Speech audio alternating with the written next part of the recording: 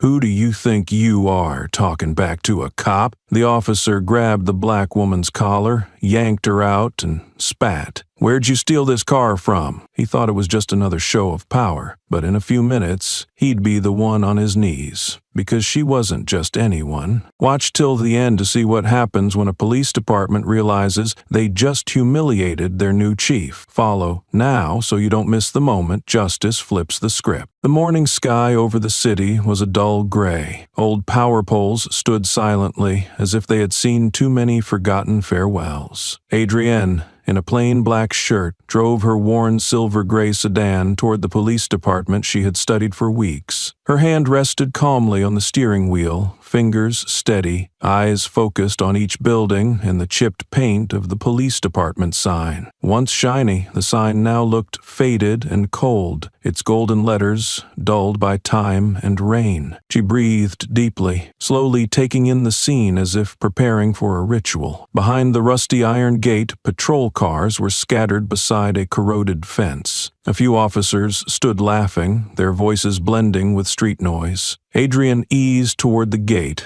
eyes still locked on the sign, silently reviewing faces from the files she had memorized the night before. Her car was blocked by a patrol SUV. A white officer stepped out, his uniform crisp, baton tapping sharply on her window. He didn't greet her or meet her eyes. Adrienne rolled down the window, met with a blank, careless stare. "Step out, papers," he ordered, his tone flat and commanding. In his eyes she saw disdain, a routine suspicion reserved for dark-skinned drivers in old cars. Without speaking, she calmly handed him her documents. Morning light broke through smog, casting patches on the pavement and the officer's boots, visible in her mirror. He flipped through the papers slowly, clearly searching for a reason to stall or challenge her. She noted every detail: the ink smudge on his hand, his careless manner as he returned the papers without a word, like a gatekeeper guarding something that was never his to own. The silence between them thickened. Far off, other officers glanced briefly before turning away. Adrienne knew this place wasn't built to welcome her, but she also knew this was only the beginning, and this inspection was just the first test in a long, tangled fight for control. Sunlight glinted off the windshield as Adrienne handed back her ID. The officer snatched it, brows furrowed in disappointment when all was in order. The card read only Adrienne M. Rowe with the city's seal, nothing to challenge, nothing to exploit. With a sneer, he tossed the papers through the window, scattering them. "This car? Where'd you steal it from?" The insult landed like a slap, filled with certainty and bias. Adrienne looked him in the eye. She didn't flinch. Sitting still, she gathered her papers, face unreadable, breath steady, unmoved by the hate in his voice. She knew what this was, and she knew it wouldn't end here. He needed no further excuse to turn a simple situation into a show of dominance. Without a single word of warning, the officer suddenly yanked the car door open, his coarse hand shooting forward to seize Adrienne's collar. The force of his pull jerked her body forward, her shoulder slamming into the car frame. She felt the fabric of her shirt clench into her skin, the heat of the pavement rise to the back of her neck, and the sharp cadence of his boots striking the concrete like a metronome of intimidation. His strength came not from physique, but from the habit of imposing it on those he saw as powerless, as outsiders, as default targets for every suspicious glance. "Get out!" he barked, each syllable ground between clenched teeth, his eyes gleaming with satisfaction as the woman in front of him lost her stance. He did not attempt to hide his smirk when the other officers in the distance glanced over and then looked away, pretending not to see. The entire department seemed to silently consent, like some cruel rite of passage for the newcomers, especially those who didn't fit the image most preferred to see. Adrienne slowly turned her head, straightened her back, and brushed off the hand still gripping her collar. The midday sun spilled across her face, revealing the fatigue of a long journey, but there was not a flicker of fear in her eyes. She stood facing him, shoulders squared, gaze locked on the arrogance burning in his. "Who do you think you are in this city?" he hissed, voice loaded with challenge as if determined to drown her in a crowd of indifferent strangers. The question hung in the air, not meant to be answered. It was a trap he had used countless times on those outside his system,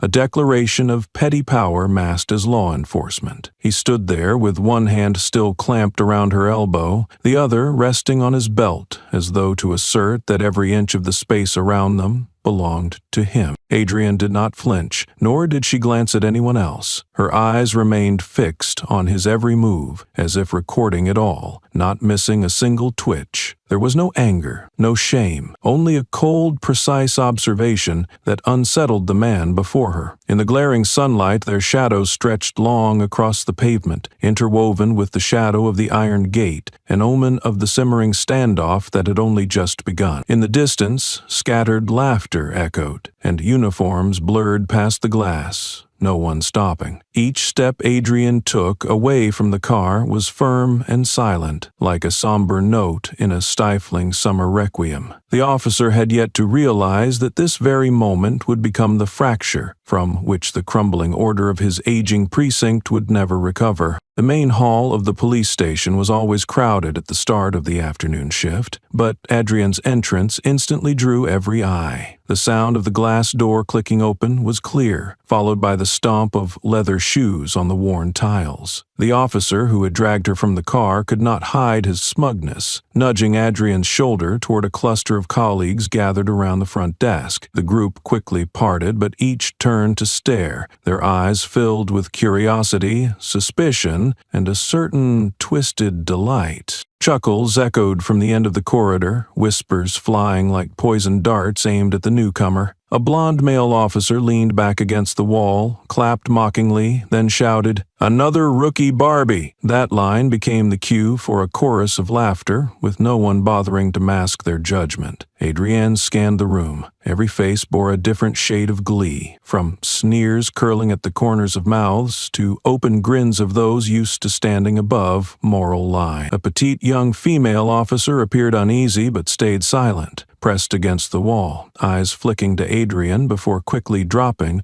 when she caught the glare of an older male colleague. The air was thick with stale coffee and cigarette smoke, every comment deliberately pressing Adrian further into the shadows of the room. Still, she walked slowly, upright, not showing the slightest hint of weakness, even as each of her steps made the floorboards tremble with the weight of cheap gossip. The shift supervisor, his weathered face showing years of hardened attitude, leaned against the front desk, arms crossed, watching like he was sizing up a disorderly case. His contempt was unhidden, eyes scanning her from head to toe, as if stripping down every imagined flaw. He narrowed his eyes, curled his lip, and spoke in a flat, deliberate tone. "Someone like you is better off cleaning up after the night shift." The words struck with calculated insult, both personally demeaning and a clear line-drawing tactic from him and the veteran officers who ruled this space. Laughter rose again from the hallway, a warped chorus of discrimination. Some pretended indifference, but their eyes glinted with petty pleasure as the scene unfolded. Adrian stood facing the supervisor,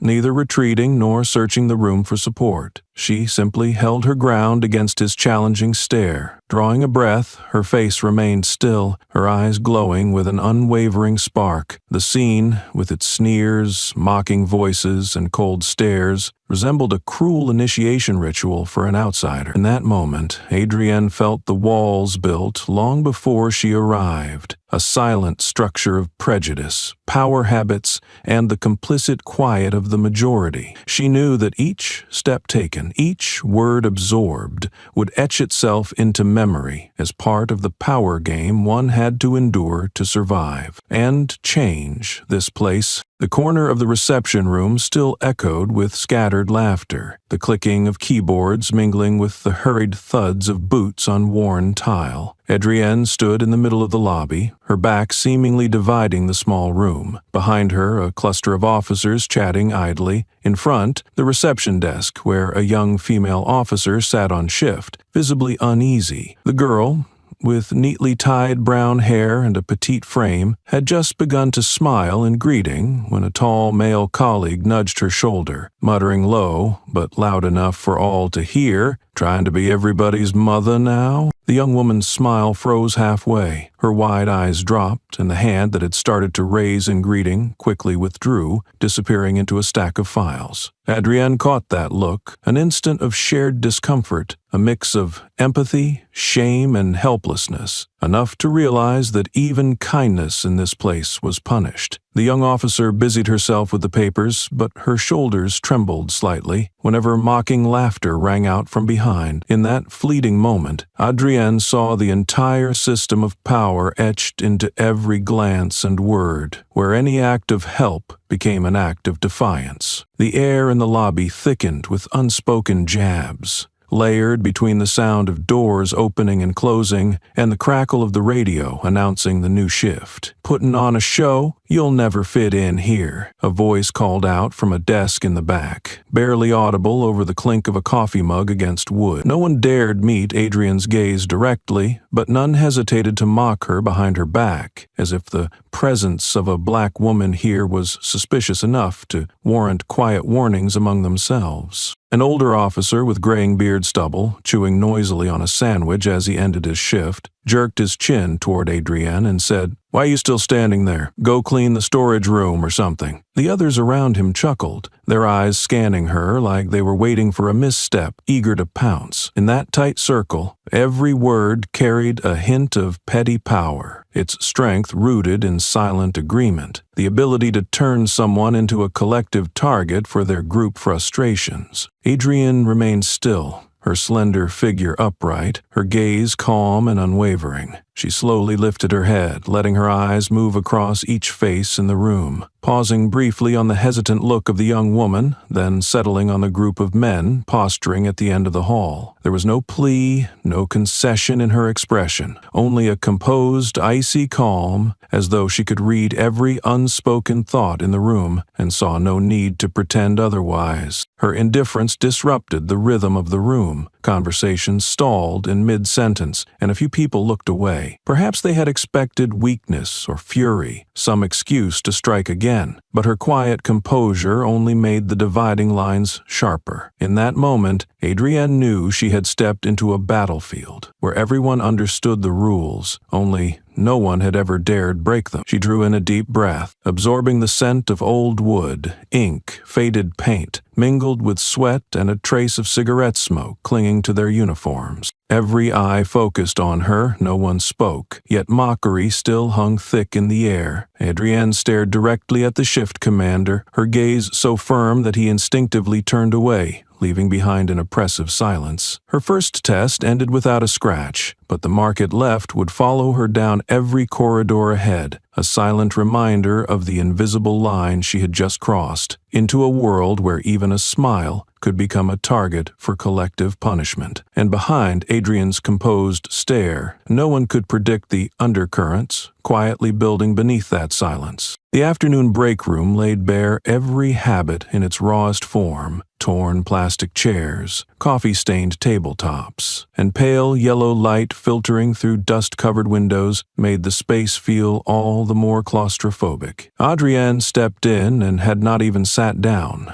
when a cold sandwich landed with a thud on the table right in front of her. Laughter burst out. The crinkle of the sandwich wrapper sounded dry and sharp, followed by a half-used bottle of water with faded lipstick marks floating on its surface. A tall, broad-shouldered male officer in his 40s, hair buzzed short and eyes always gleaming with superiority, pushed the bottle toward Adrienne and chuckled. "Welcome gift for the newbie. Don't say we're not polite." The others joined in instantly, raising beer cans or slapping each other on the back, as if bestowing a favor no one dared refuse. The atmosphere was thick with pretense, a blend of veiled threat and a challenge to the dignity of anyone who dared consider themselves an outsider among a crew long bonded by unspoken rules and prejudice. Adrienne neither reached for the sandwich nor pushed the bottle aside. Her eyes remained fixed on the window, watching the fading streaks of daylight crawl across the parked police cruisers outside. A brief moment of uneasy silence passed, but it was shattered by the screech of a chair and the sharp jab of a joke from a white officer seated across the table. Raising his beer, he jerked his chin at Adrienne and sneered,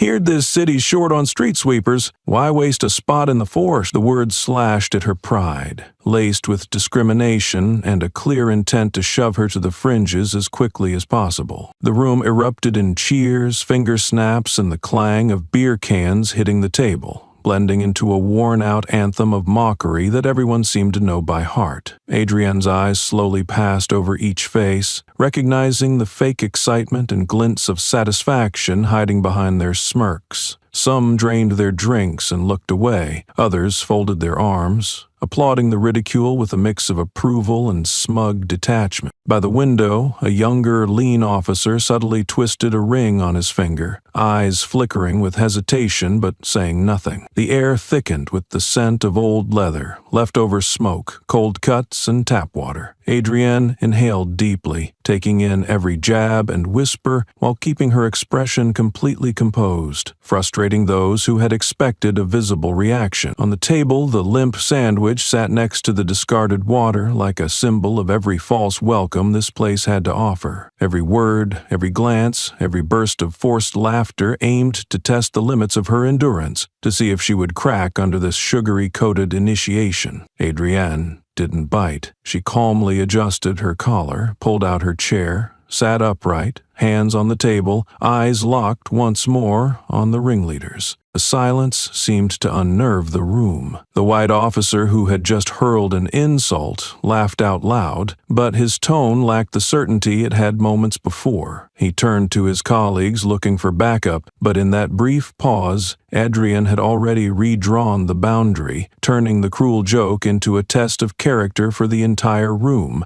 not just for herself. The laughter burst out like a rip through air already heavy with cynicism. It was not laughter of amusement, but a warped, smug sound, the kind of laugh that comes from those perched above enjoying the sight of someone being shoved below. The eyes in the break room no longer avoided her. They sliced through Adrienne as if trying to strip the skin off her back. Some nodded, some whistled, and one even lifted a phone to record, not bothering to conceal the intent. The beer can clattered loudly against the edge of the table, tipping a half-empty glass that spilled water across an old newspaper taped beneath it, the ink smudging into mottled streaks. No one reached out to wipe it. They just stared at Adrienne with a kind of cruel anticipation, as if waiting for her to break, to prove she didn't have the spine to last beyond the public lobby and dimly lit neighborhood. Adrienne sat still for a few seconds, then reached for the cold piece of bread placed in front of her. Heads tilted slightly her way,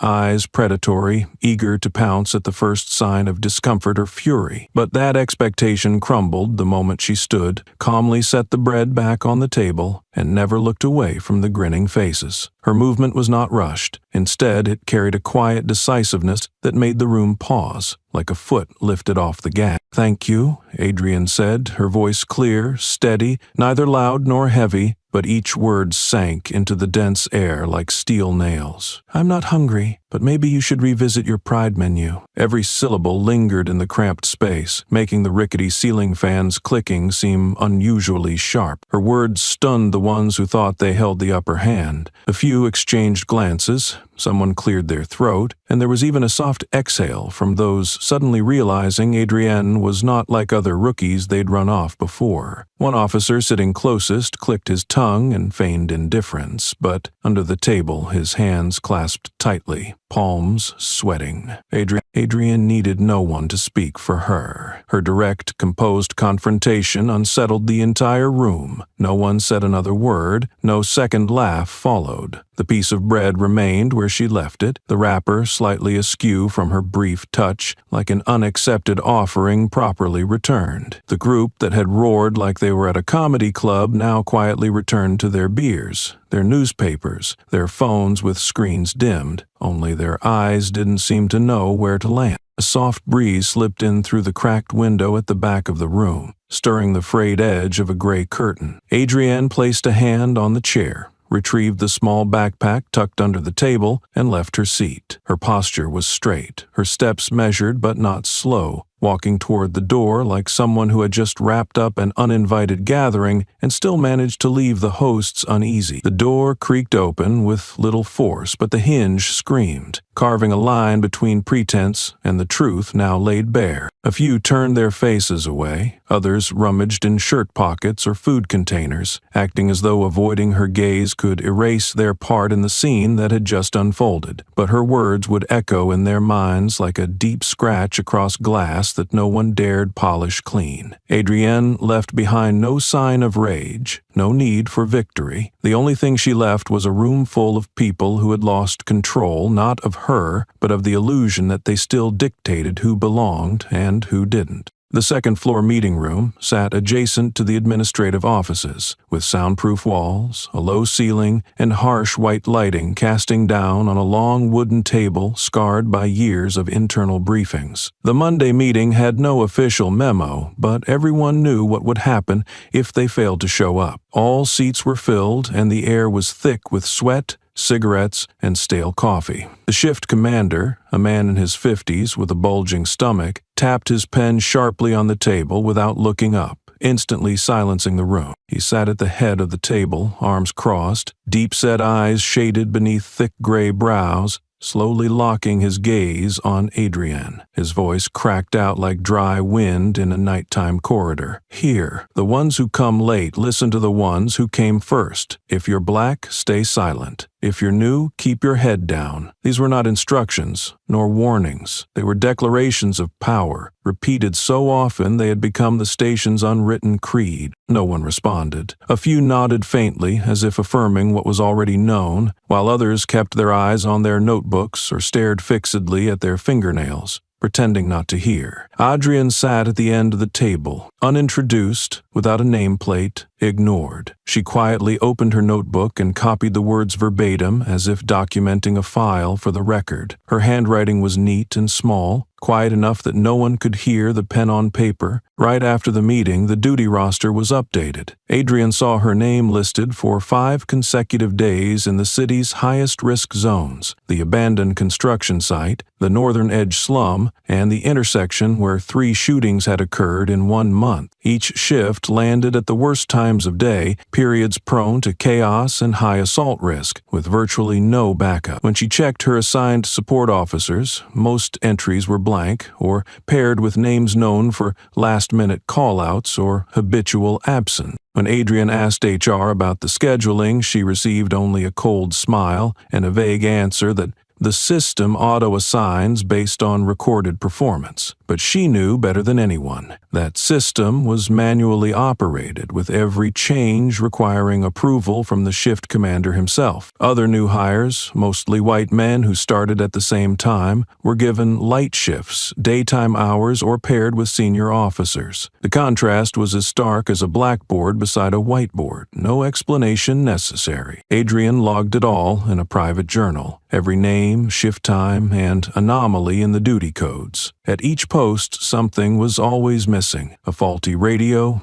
a patrol car marked broken but still assigned, an outdated map. She didn't complain or ask for swaps. Instead, she tested each device herself, printed backup maps, and annotated key points into her sleeve. That quiet preparation began earning a few glances of respect, but most still kept their distance, as if waiting to see her trip. They believed that isolating Adrienne would force her to quit or make mistakes, but they forgot some people don't enter the system to be accepted. Some enter to prove that the whole structure is already rotting. When she closed her notebook and stared at the 5th consecutive shift in a danger zone, she knew the game they set had finally met a player ready to answer. As she walked toward the parking lot after the meeting, Adrienne passed a group of officers lounging on the stone steps, smoking and chatting casually. Their faces were slick with sweat, top buttons undone, the air filled with smoke and cold coffee. One of them, tall with a gravelly voice, suddenly called out, loud enough for all to hear, "If she makes it through a week here, I'll bow down and call her boss." The remark wasn't meant as a personal challenge. It felt more like a collective bet, followed by drawn-out whistles, exaggerated gasps, and fake, encouraging shoulder taps. The officer's name was Dawson. He had been with the department for nearly 8 years, not known for competence, but popular for his quick tongue and his knack for securing a place through tricks and social maneuver. He looked at Adrienne with a half-joking, half-calculating stare, a cigarette resting between his fingers, and a crooked smile tugging at one side of his mouth. Adrienne didn't stop. Her shoes tapped steadily against the gray tile floor, and she only turned her head slightly as she passed where they sat. "All right," she said, her voice calm, neither slow nor hurried. "I'll make sure you remember that promise." Through the new assignment log. The reply wasn't loud, but it landed like a declaration branded into concrete with hot iron. The ones standing nearby instinctively glanced at one another, their expressions briefly unsettled, like they had just heard a wrong note in a song they thought they knew by heart. Dawson squinted, his face losing the smug ease it carried just seconds earlier. He didn't respond, only exhaled a thick stream of smoke and watched Adrienne descend the front steps, her upright posture a wordless challenge. He had never been checked that swiftly and directly by a newcomer, especially not by a black woman. The mood among the officers shifted. The room's earlier energy faded, replaced by awkward chuckles and a few half-hearted attempts to change the subject. Adrienne made her way toward the patrol car assigned for her upcoming shift, the same run-down vehicle everyone else avoided because of a faulty radio and a navigation system that frequently malfunctioned. She opened the door, slid into the driver's seat, and started the engine, which sputtered noisily. Her fingers flipped through a small notebook she had marked the night before, detailing shift assignments, supervisors' names, and last-minute adjustments. In the final box of today's page, she added a short, unmistakable note. Dawson made a promise. Follow up in 1 week. She gently closed the notebook and tucked it into her inner jacket pocket. Sunlight slanted through the windshield, glinting off the edge of her eye and revealing faint streaks of dust across the dashboard. Without needing to glance back, she could still feel the distant stares lingering behind her, though their silence now held more weight than it had that morning. She didn't need to shout or prove anything. A quiet reminder, a timely reply, was enough to shift the tone in a department long used to its supremacy, and Adrienne understood that every word she spoke from now on would be a seed planted in the hardest soil, the kind that only grows into real change when tended by those strong enough to outlast resistance.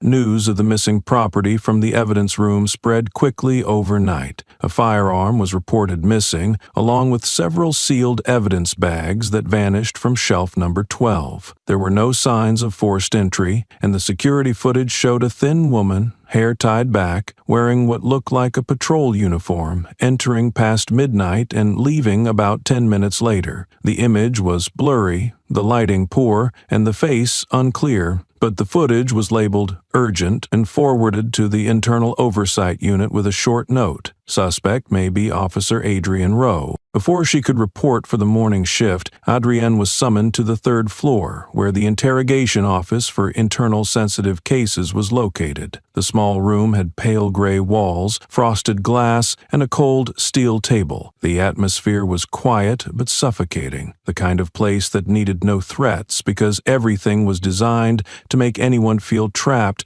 in a blurred zone between guilt and innocence. 3 men were already seated inside, one in an inspector uniform, the others senior officers in charge of evidence management. As Adrienne entered, the door shut behind her with a dry click. No waiting chair, no introductions, just immediate scrutiny as her foot crossed the threshold. Papers were already spread on the table. The monitor displayed a black and white still of the moment the suspect appeared. Every detail was meticulously arranged. The angle chosen to highlight the woman's dark hair and height matching Adrienne. The footage paused at the moment the figure turned away, leaving only a vague shadow, enough to plant doubt. "Do you have anything to explain?" the inspector asked, voice flat and dry like a script. Adrienne didn't reply immediately. She stared at the screen, quietly analyzing every frame, every flicker of light, every grain of distortion. She watched the full 10-minute footage in silence, not because she refused to respond, but because she knew she was standing in the middle of a setup crafted by someone confident it would break her. Every gaze in the room clung to her, dissecting each move she made, the way she folded her arms, how she glanced at the edge of the table, everything treated like a crack waiting to widen. A female officer to the right quietly underlined a line in the report. Uncooperative. Adrienne noticed it, but her tone remained calm. If everything is this prepared, maybe I should start by asking who was in charge of storage system checks over the past 3 days? The question made the man in the center pause. He looked at his colleagues, lips pressed tight. Adrienne stepped slowly toward the table, didn't sit, and placed her hand on the steel edge, her eyes locking with the highest-ranking officer. I were the one who took it. Why show up exactly when the cameras were on? And if this tape is real evidence, why summon me before checking for fingerprints on site? Her counterattack came sharp and without need for volume, slicing through their pressure. For a brief moment, no one answered. The once cold stares fell into defensive silence, waiting for someone else to speak. Adrienne stood firm, face calm but unmistakably determined. Not someone to be broken by a grainy video and rehearsed accusations. She had seen this movie before, and this time she came to demand answers, not just endure questioning. As the interrogation room door closed behind her, whispers exploded in the hallway. Word that she had been called to the 3rd floor spread quickly down the stairs, into the control room, and across the administrative wing. The eyes that once hesitated now gleamed with certainty, as if everyone had anticipated this moment. Some no longer bothered to hide their delight. They believed the crack had formed, and with enough pressure, the shell of confidence around her would shatter, like those who once tried to change this place. On the stairwell leading to the 1st floor, an old cop lit a fresh cigarette, leaning against the railing, his eyes sunk deep beneath a wrinkled brow. He had been here more than 20 years, survived through 3 administrations, leaving little behind except the skill of staying alive. Watching Adrienne exit, he sneered, his voice loud enough to carry into the dead-quiet corridor. One stain's all it takes. People like you don't get a second chance. The statement wasn't a threat. It was a sentence delivered before any accusation, a broadcast to the silent crowd still afraid to speak, and a reminder that the unspoken rules of this place always knew how to pull someone down. He emphasized the words "someone like you" as if Adrienne had been born destined to be excluded from the system. Whether she stole something didn't matter. Just a rumor, a video, a scrutinizing glance at the right moment, and that was enough. Adrienne stopped and turned toward him. Her steps weren't rushed, but the echo of her shoes on the stone floor rang out sharp and steady, forming a cold rhythm. She stood facing him, her gaze as direct as a blade that didn't need sharpening. Just placing it down was enough to cut. A long silence stretched between them, the whole hallway seeming to contract, and then her voice rose, low, crisp, and hard as stone. If you like playing dirty, don't be surprised when someone clears the board. No one waited for a reply. Those nearby turned away, some stifled laughter, some clicked their tongues, others looked down at their watches as if they had suddenly become too busy to care. But no one denied that her words had shifted the wind. The old officer remained where he stood, his cigarette still unlit, staring at Adrienne with an expression difficult to name, part anger, part confusion, part caution. Adrienne didn't pause. She turned and walked away, her back as straight as the line drawn down the hallway. Each step closed a door behind her, not with noise, but with intent. Outside, the sound of a radio drifted in from the control room, blending with the breeze slipping through the window slats at the far end of the corridor. The atmosphere felt different, not simply quieter, but taut with a new kind of anticipation, as if everyone sensed a fresh battle had begun, not with ranks or fists, but with persistence and steel-edged clarity. At the far end of the hall, a young officer quietly made notes in the duty log, occasionally glancing toward where Adrienne had just walked. He said nothing, but his pen hovered a moment longer than usual, his gaze carrying a hint of respect. Some people, even when buried in suspicion, walk straight through without waiting to be pulled up, and from that moment, the entire third floor was no longer just administrative space. It became the first crack in the mask this place had worn for far too long. Adrienne knew she hadn't won, but she had just made those who believed themselves invincible reconsider where their pieces stood on the board. That night's shift swap seemed like a simple adjustment, just a change between two names on the duty roster. On paper, Adrienne was still listed first, but the final assignment moved her to a different area, and the route she had initially been given fell into the hands of a young female officer with less than 8 months of service. Her name was Ellie, petite frame, bright eyes, and always trying to smile in a place where optimism felt like a luxury. The incident occurred at 3:00 a.m. Ellie was dispatched to an abandoned warehouse after a reported break-in. She had no backup, weak radio signals, and the location had already been flagged in Adrian's notes as high risk. By the time the ambulance arrived, Ellie had sustained serious injuries from a run-in with an armed group. Her abdomen was torn badly after hitting a rusted metal shelf while trying to flee. News returned to the precinct before sunrise, but what stirred attention was not the fact that the girl nearly died. It was the question of who was originally meant to be there instead. Adrienne arrived at the hospital at 6:00 a.m. She brought a small bouquet, plainly wrapped, and placed it on the tablecloth beside the hospital bed, then sat outside the intensive care unit. Ellie had passed the critical stage. Doctors said she could talk again in a few days, but no one knew if her mind would be strong enough to return to duty. Adrienne sat silently in the hallway, reeking of antiseptics, staring at the frosted glass door, still unsettled by the question, why was the shift changed, and who made that call? Not everyone was pleased to see Adrienne at the hospital. Just as she stepped out of the waiting area, a group of officers arrived, some carrying snacks, others tossing casual remarks and laughing as if nothing serious had happened. One of them, a man in his 40s with grease-stained sleeves, glanced at Adrienne with a mocking smirk and let out a low jab. "Scared you'll get blamed? Or worried about losing your spot so you had to show up yourself?" The comment wasn't loud, but it drew attention. Adrienne didn't respond immediately. She looked directly at him, her eyes lit, not with anger, but with the unmistakable clarity of someone who had heard this kind of thing before. What took people aback wasn't the stare, but what followed. Silence. Then Adrienne calmly replied, her voice no louder than usual, "I came because someone almost died covering my shift. What about you? Here to play a guest role?" The man froze. The semi-serious, half-joking energy of the group vanished instantly. Every eye turned to Adrienne, and this time, they were no longer laced with prejudice. Some lowered their gaze. Others stepped back, giving her space like they were afraid of being caught too close to something they had long avoided, the consequences of their silence. Adrienne turned and walked toward the elevator, each step echoing like an unspoken indictment in the hallway that still carried traces of blood and antiseptic. The following morning's briefing had an unusual heaviness. The room, typically filled with dry jokes and sarcastic remarks, now felt thick with quiet. Attendees avoided eye contact, adjusted sleeves, flipped notebooks, or feigned attention to their phones. On the back screen, the overnight duty list appeared as usual, but this time, the line with Ellie Sanders and the West Warehouse District Code stood out more clearly than in any meeting before. Adrienne stood up just minutes into the session. She didn't circle or wait for permission. Her voice rang out, steady and clear enough to make everyone feel as if their names were being called directly. "I just want to ask one simple question, right here in front of all of us." She stepped forward 2 paces,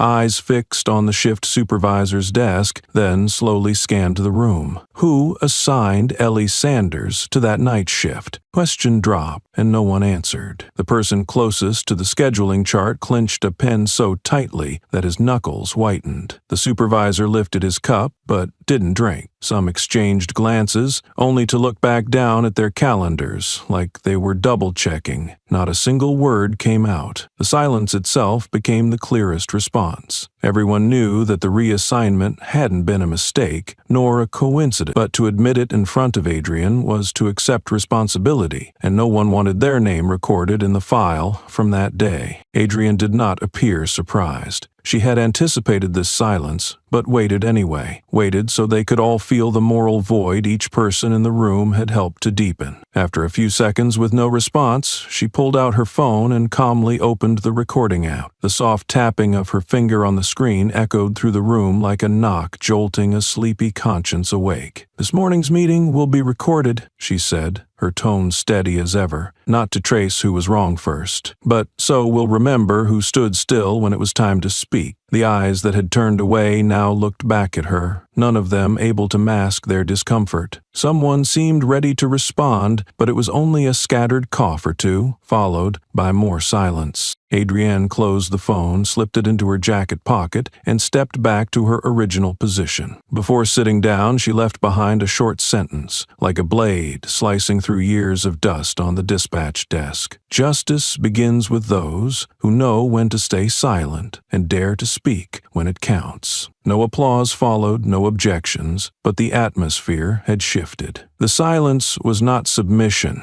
It was the quiet that follows when, for the first time, someone stands in the middle of the room and says what no one else has dared to name. At the far end of the table, a young officer, only a few months into the job, gave a subtle nod. No one noticed, but Adrienne did, and to her, that single nod was enough to know this battle had found its second fighter, even if the words hadn't yet been spoken. The internal evaluation list was posted on the bulletin board early in the morning. Once a month, the command staff organized physical readiness drills for recruits or officers who had recently been subject to complaints, supposedly to assess emergency response capacity. In reality, everyone in the precinct knew it was a veiled purge mechanism, where those out of favor would be slowly pushed out through unfair testing, designed to ensure failure from the start. Adrian's name appeared last on the list, marked in red ink and underlined 3 times. Beside her name was a special label, Advanced Scenario Voluntary. The phrase sounded optional, but here it meant mandatory. Anyone who declined would be marked in their file, disqualified from promotions, or assigned to the lowest tier duties across the system. Adrian didn't ask, nor did she object. She arrived at the training yard on time, wearing standard gear, hair tied neatly, a 30-kilogram pack strapped to her back as required. No one briefed her. Everything had already been set. The yard was unusually crowded that day. Aside from the officers assigned to supervise, several people from administrative departments also came out to watch, coffee in hand or leaning against barriers. Their faces showed no concern, but curiosity and anticipation. They had seen others who didn't fit the culture get dropped during round 1. One slip, one slow move, or even a misstep due to unfamiliar terrain was enough to label someone non-compliant and strike them from the process altogether. The test began with obstacle runs, vaulting over steel fences, crawling under wire, and sprinting while carrying a weighted dummy. Adrienne completed each task without asking for clarification. Her movements were sharp, every action executed per training standards. No flair, just efficiency. Sweat collected along her neckline, soaked into her collar, but her gaze never wavered from the course. She didn't stop mid-run, didn't turn around, and didn't seek eye contact from anyone. When it came to the second phase, rope climbing and balancing across a narrow wooden bridge, a bulky officer approached, still wearing gloves and a low-brimmed hat. He leaned close to Adrienne's ear, voice low and laced with challenge. "Slip once, and you're out of here." His breath carried stale coffee and cigarette smoke, veiled against her cheek like a private insult, veiled as a dare. She turned her head for a moment, not with defiance, but with the calm of someone who had seen it all coming. His words didn't shake her. If anything changed, it was her stride, firmer as she approached the wooden bridge, each creak beneath her feet accounted for in advance. The yard went still for a second, as spectators began to realize Adrienne hadn't come to bargain, nor to rely on luck. She was turning each stage into a declaration of competence, something they weren't prepared to acknowledge. And at the far end of that narrow bridge, the first to lower their heads weren't those in motion, but the ones who thought a fall was just a matter of time. Dust from the yard clung to her boots, her back darkened with sweat, but every stride remained consistent, each movement so precise that not even technical flaws could be found. At the rope-climbing station, the sun beat down on steel fibers, causing many to hesitate. Adrienne, however, gripped each knot, tightened her hold, and pulled herself up as if she had long been familiar with resistance. The repeated shoulder thrusts placed strain on her spine, yet instead of slowing down, she adjusted, using her knees and heels to secure balance points, cutting her climb time without outside aid. From the sidelines, no one offered encouragement, but many watched with growing discomfort. Adrienne wasn't just passing a test. She was dismantling a system designed to break her. Each move, each breath, served as silent proof that she wouldn't be discarded easily. By the time she reached the top of the incline, those who had once stood confident in her failure now exchanged glances, silently acknowledging the one truth they had tried to ignore. She wasn't here to be tested. She was here to survive and to force them all to witness it. The chatter from those watching below had faded. A few began to nudge each other with quiet reminders, and the once indifferent glances shifted toward guarded attentiveness. Adrienne faced her next obstacle, a sequence of high-bar rungs arranged like a horizontal ladder, with fluid, unbroken movement, her body steady and controlled. Each time her hand gripped the next bar, the muscles and tendons in her arms tightened visibly, but her strength never wavered. By the time her feet touched the ground at the end of the course, a smattering of applause broke out, then quickly faded, as if those clapping weren't sure whether to celebrate or be concerned. The final part of the assessment involved navigating a simulated explosion site, where participants had to carry a dummy victim from the center to a designated safe zone within 5 minutes. Unlike the previous exercises, this one replicated a real scenario, complete with rescue sirens, artificial smoke, and unexpected obstacles along the route. Adrienne didn't rush. She moved with precision, using her knees to lift the nearly 65-pound dummy, her hands firmly supporting the neck and shoulders by advanced training protocol. She didn't avoid the obstacles. She pushed them aside gently or adjusted her path with agile shifts. There were no slips, no hesitations. She completed the course as if it were routine. When the final siren sounded, Adrienne lowered the dummy onto the safety line, her legs steady, chest rising and falling with deep, controlled breaths. She didn't sit down or tilt her face up to catch the breeze like many others might. Instead, she walked directly toward the group of officers taking notes, her gaze unflinching. The same officer who had whispered threats into her ear earlier, the bulky one who had loudly declared the rules, stood with arms crossed near the bench row, his awkward smile caught between arrogance and retreat. Adrienne stopped in front of him, with a stare as cold as ice and a voice dry as wind slicing across sand. She said, "If this is your standard, then I think this department needs a new scoreboard." Her words weren't loud, but they landed hard enough to make those nearby pause their writing, stop adjusting their watches, or halt mid-mation while peeling tape from scraped knees. The entire yard fell silent. The officer addressed didn't respond, only nodded faintly, as if clinging to the last thread of dignity. Adrienne didn't wait. She turned and walked away, each step firm on the gravel path, leaving clear tracks among the others. They'd hoped she would fall, but she didn't. They had backed her into a wall. She used it to rise. And when she disappeared behind the training ground gate, what remained wasn't just a performance score, but the first ripple of unease in the minds of those who once believed the rules here were unshakable. The complaint arrived in an unmarked envelope containing only 3 short lines printed by machine, the font sharp and cold. Racial discrimination is occurring inside the headquarters. Someone is manipulating shift schedules, hiding evidence, and endangering lives. Request internal investigation. The letter had been placed inside the suggestion box,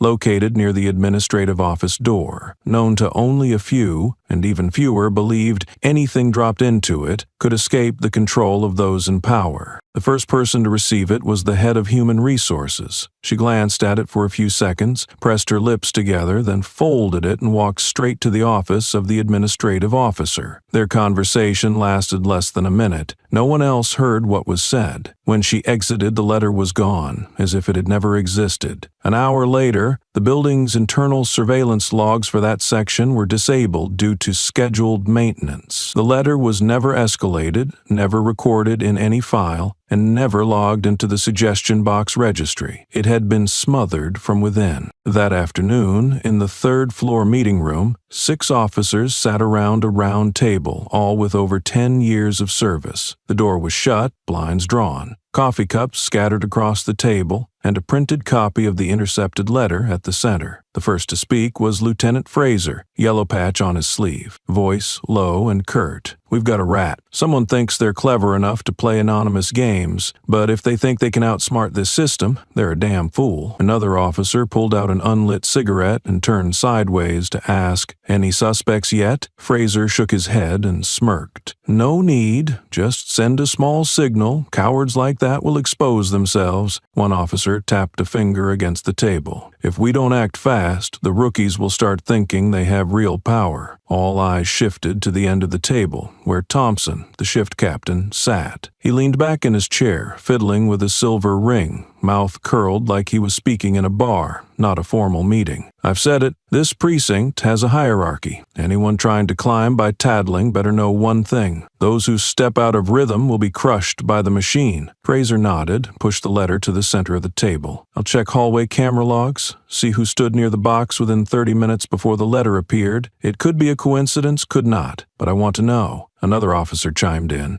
eyes flicking toward the small window. "If it's a woman, even easier. Whoever's been getting loud lately, she won't stay quiet long." The room chuckled. Not laughter of amusement, but the sound of people reaffirming that their grip on power remained intact, at least for now. Thompson tapped the table lightly, ending the meeting with a single line. "Whoever's behind this, they'll pay." Outside in the hallway, Adrian walked past that very room just as the door clicked shut. She didn't hear specifics, but the way they glanced at her on their way out, like measuring how much she already knew, made things painfully clear. The change in atmosphere didn't need to be voiced. When a system feels threatened, it contracts, tightens, and looks to silence. But what Fraser and Thompson didn't know was that the anonymous letter wasn't the only copy, and the person they were hunting wasn't nearly as alone as they thought. On the mezzanine floor behind the records hallway, where the electronic storage system sat beside the old administrative office, Adrienne sat in front of a blank screen, her fingers gliding lightly across lines of encoded text. She had accessed the document tracking system where all internal letters were scanned with an identification code before being uploaded to the main database. What she discovered was not within the content of the letters themselves, but in the access logs that had been deliberately deleted. While all other feedback submissions had clear trace codes and scanned timestamps, the one letter referring to discrimination that day had been altered, its final access log disappearing exactly 1 minute after the system initiated its scheduled maintenance.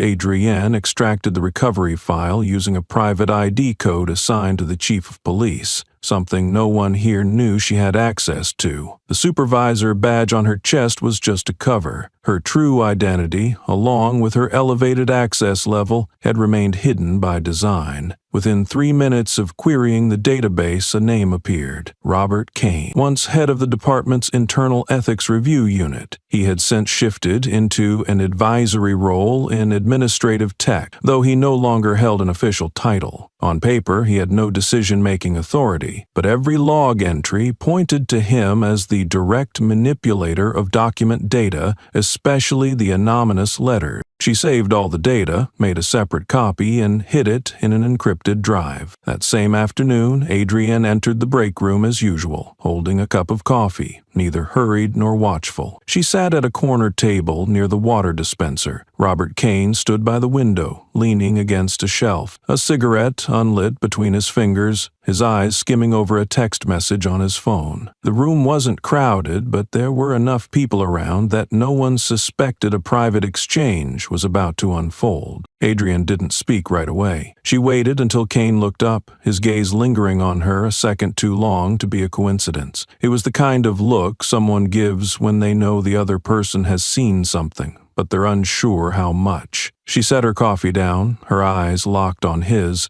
and said softly, "I came across a very interesting log. It seemed to exist right before someone deleted it, exactly when the system reported an error." Kane raised an eyebrow slightly, his movement of removing the cigarette from his mouth still slow and measured. "I don't know what you're referring to, and honestly, that sort of thing isn't within your scope of work." His voice was light, tinged with indifference, though it couldn't hide the guarded edge. Adrienne tilted her head slightly, her eyes unblinking. "It's exactly within my responsibility. Because when justice is twisted by deleted files, even the best typists like you will have to step into the light." She stood, walked toward him, and stopped just an arm's length away, close enough to observe the tiniest reactions. In that brief silence, she spoke clearly, each word deliberate. "Only those who fear justice fear a blank letter." A breeze slipped through the window crack, rustling the newspaper on the table. Kane said nothing, but his hand clenched slightly and his eyes turned away. It was the first time Adrienne saw clearly that the force behind the manipulated data wasn't some faceless system. It was a flesh-and-blood man, caught between fading power and the collapse, quietly approaching.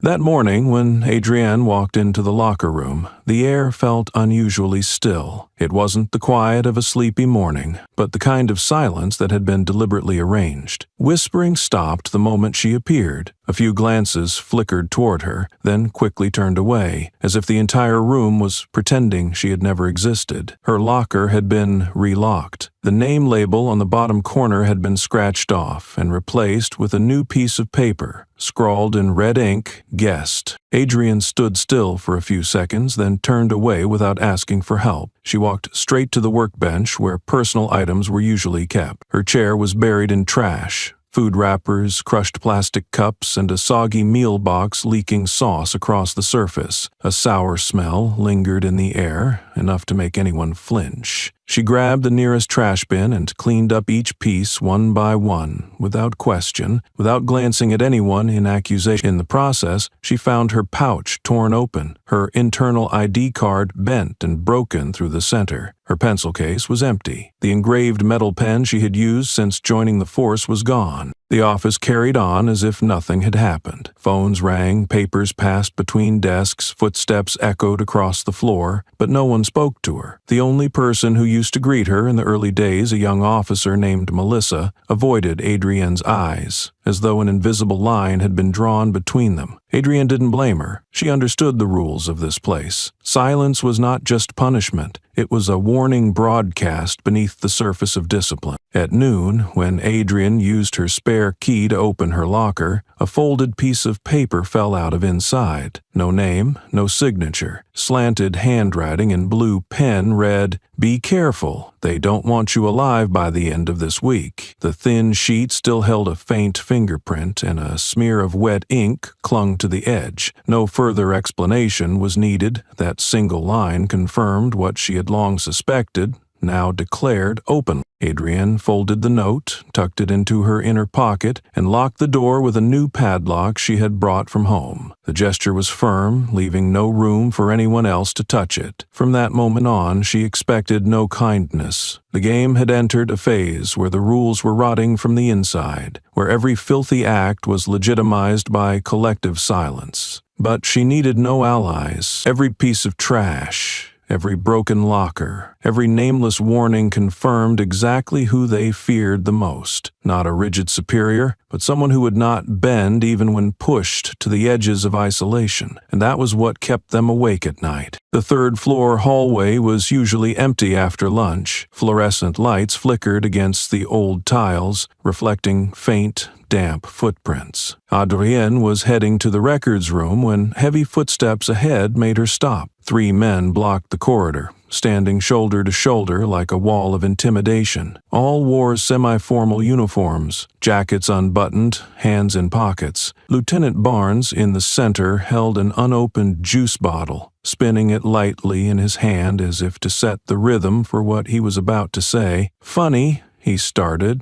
not loudly, but just enough to bounce off the walls. "I thought a few trash tricks, lock swaps, and a busted chair would wake you up. Still stubborn, huh?" Adrienne didn't respond. She took one more step forward, eyes steady and level with the man facing her. Barnes leaned slightly, raising a shoulder, his voice cracking with thinly veiled frustration. "You want to lead here? You should talk to the ones who tried and disappeared. We don't need some leader dropping out of nowhere, especially not your kind. So keep going. Let's see how long you last." One of the 2 men standing beside him let out a faint laugh, tapping his fingers against his belt as if ready for confrontation. No one touched Adrienne, but their presence was unmistakable. A threat not spoken, but imposed by space, by blocking the hallway simply to send a message. She knew that kind of pressure. She had faced it before. In another unit where fear was masked behind performances of dominance, she stopped, standing exactly 1 arm's length from Barnes. She didn't back away or sidestep, just held her position as if she were the one giving orders in this frozen frame. Her gaze moved across each man, not harsh, not loud, but firm. "When you're done playing games, I'm ready for a grown-up conversation." The words came out light as air, not laced with defiance, not tinged with mockery, and that made them cut even deeper,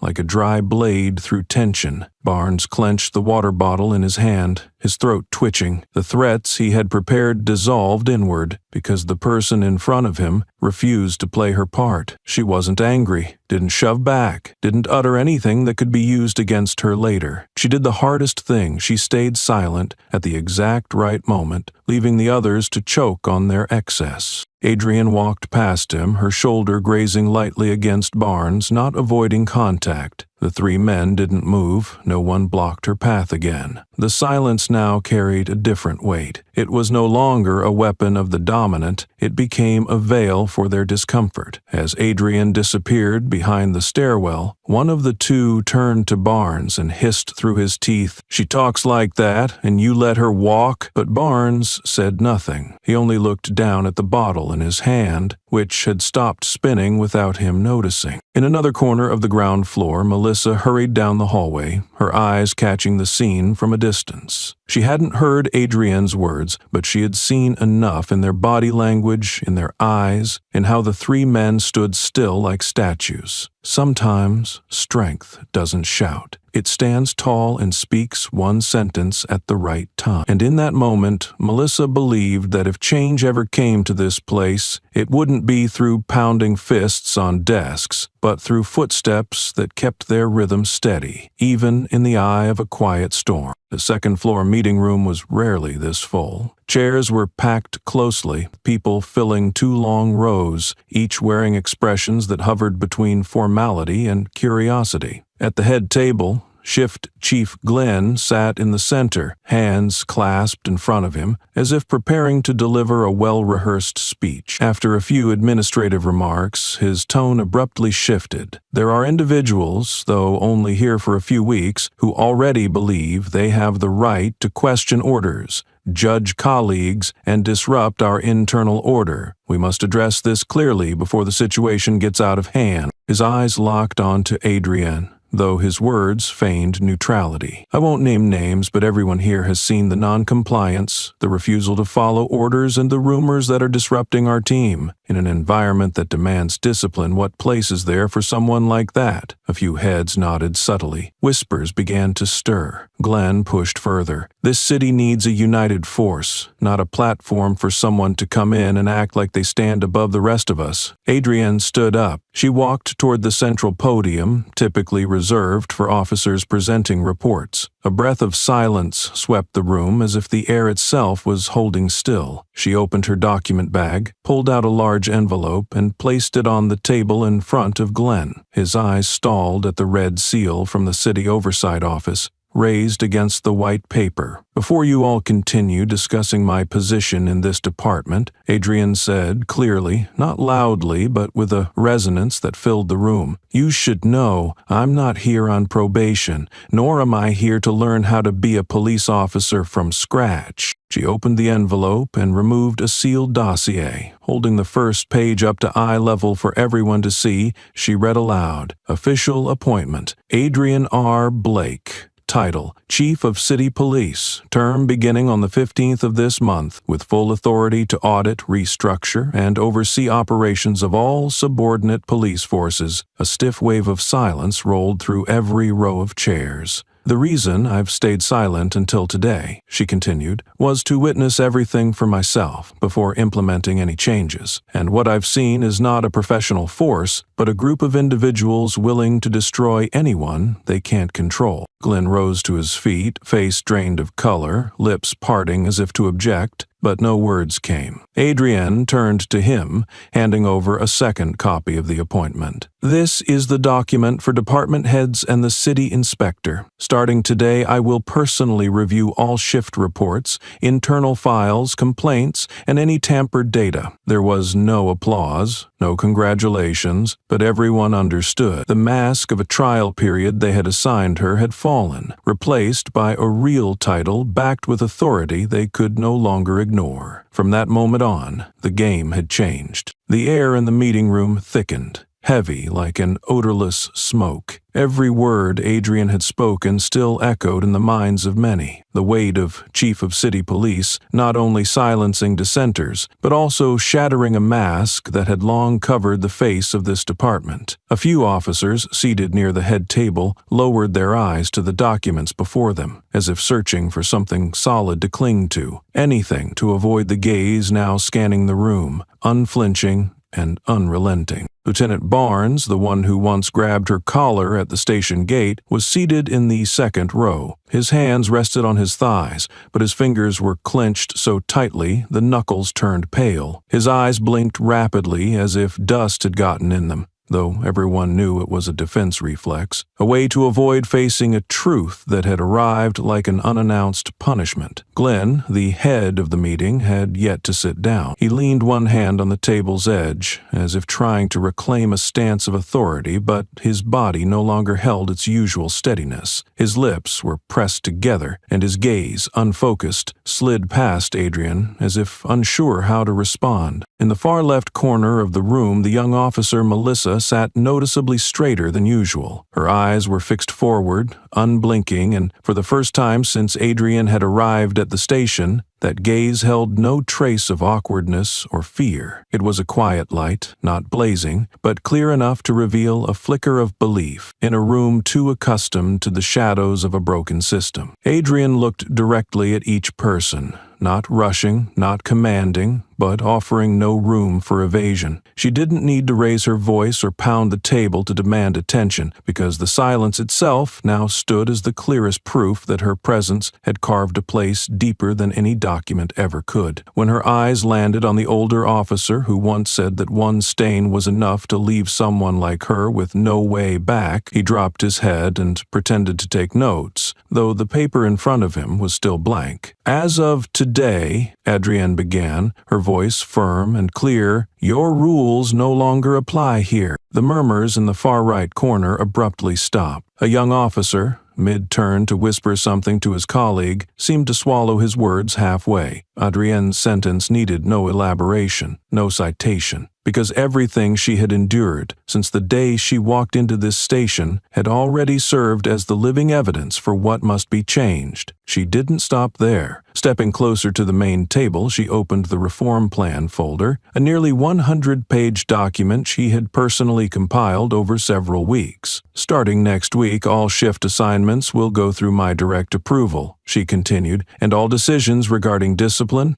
reassignment, or internal reviews will be audited according to federal standards, not personal opinion or the favoritism this place has long tolerated. To the right of the room, a group of 3 veteran officers, including one who once mocked that she was better suited for street sweeping, now sat closer together, their hands clasped beneath the table, shoulders shrinking as if trying to disappear under her gaze. They were used to dismissiveness, used to the safety of backroom support and casual mockery as unwritten law, but what stood before them now was something else entirely, someone who never bowed to intimidation and who, ironically, was the only one with the power to clean out this system. Adrienne closed the folder, finishing with a sentence not loud, but loud enough for everyone in the room to hear. I came here to give justice a voice, not to bargain with silence. No one clapped, but in that moment, not a single person dared to look away. The independent inspection team was formed early the following morning. Adrienne made no grand announcements and called no press conference. She simply issued an internal memo clearly listing the areas to be audited, the names of the team members, and a commitment that all oversight procedures would be fully recorded and securely handled. The memo was delivered to each personal mailbox and posted on the main lobby bulletin board, where no one could pretend not to see it. 12 people were selected, drawn from various departments, including some young recruits and a few who had remained silent in past meetings. Adrienne did not choose by rank, but by a single criterion: those whose names had never appeared in any negative report in the past 3 years. "I don't need experience that knows how to cover things up," she told the group in their first private meeting. "I need people who still have a sense of what's right and wrong." She asked them to start with the old archive of the Internal Affairs Complaints Division. For years, it had been treated as a dead zone, filled with hundreds of citizen and officer complaints, most of which had never received a response. In the dust-reel room with disorganized documents, Adrienne personally opened box after box. Some reports were missing signatures, others had no dates, and many included audio recordings that had never been properly extracted. As the first files came to light, names once familiar from power-drunk gatherings began resurfacing with a different tone. Lieutenant Barnes was suspended immediately after alterations were discovered in 5 complaint files linked to him. A senior officer, once in charge of night shift scheduling, was removed for violating transparency rules when it was found that 9 night shifts had been assigned to the same individual in 1 month. No one dared to speak out publicly, but the way old groups broke apart during lunch, the heavy silence in meetings and the eyes cast toward the chief's office whenever the door opened all revealed a growing fear. The loudest voices were now the quietest. Awkward handshakes replaced crude jokes. They knew the seats they had long sunk into by habit were no longer secure without real records to support them. As with all historic events, post-haze was handled, with little records to support them. Adrienne kept pressing forward, tracing each irregularity, highlighting every broken link. She did not need verbal remorse. All she needed was for the system to begin understanding the cost of negligence. In doing so, a small fire began spreading across the thick layers of records, lighting up places buried under years of silence. An internal message was sent at 4 o'clock that afternoon, a single short sentence that made even those used to enduring quietly stop and reread. Adrienne used no dramatic language and made no promises of redemption. She simply wrote, "If you've ever been pushed into the dark by abuse of power, my office will be open this week with full confidentiality and protection for those who speak." At the bottom was her signature, stamped in red, officially titled, "Chief of Police, Adrienne R. Blake." No one expected such a message to trigger an earthquake. Yet within 24 hours, 4 people knocked on her office office door. 2 were recruits. 1 was from logistics, and the last was a female employee from the evidence control room. Each entered with cautious eyes and hesitant steps, as if carrying a past they had tried hard to bury. Adrienne recorded nothing, allowed no one else to be present during the talks. She simply listened, took notes in a private notebook, and ended each session with a brief "thank you." No promises, no long explanations. The first was Kyle, a logistics officer, who shared that last year he had been threatened for refusing to falsify ammunition distribution logs. The person behind it was a seasoned sergeant with deep ties to the internal investigation team. The second, a female officer named Elise, admitted she had been pressured to falsify a report in an unlawful arrest or else be reassigned to street emergency patrol as they threatened. Neither asked to have their honor restored. They simply wanted someone to acknowledge that what they had endured was not imagined. Adrienne didn't interrupt anyone. She let each frustration, each half-choked sentence come out fully, never rushing anyone to sign a confirmation. The only thing she ensured was that every piece of information was stored safely, encrypted, and separated from the internal system, with no one else granted access. She hired an independent security specialist to oversee the new storage network, installed multi-layered access permissions, and made sure she was the only one with the authority to unlock that file. That night, after the administrative building had gone dark, Adrienne remained in her office. No coffee, no background music, just a desk lamp casting direct light over every page of the files she was reviewing. Beneath the cold yellow glow, the scribbled handwriting, blurred scans, and hasty annotations came through clearer than any surveillance footage. Each line was a cross-section of a system long broken, one no one had dared to admit. Some names had been crossed out. Some lines were blacked over. Some case files had been sent, then vanished. Adrienne flipped through the pages, folded corners of those that needed verification, and wrote side notes beside unusual repetitions. She didn't blink for long, didn't lean back in her chair. Her reading rhythm was steady, her eyes sharp and swift. Each time she came across a buried case, she marked a red dot in the top right corner. By midnight, the final page was placed atop the stack, and her hand rested on it like placing a silent pause. There was no applause, no witnesses, but from that night on, Adrienne was no longer alone. Those who had stayed silent began to speak, and what they said began to be recorded as truths that no one could deny. The first gust of wind had touched the stone wall that had stood still for so many years, and she, alone in that lit room, had been the first to call it by name.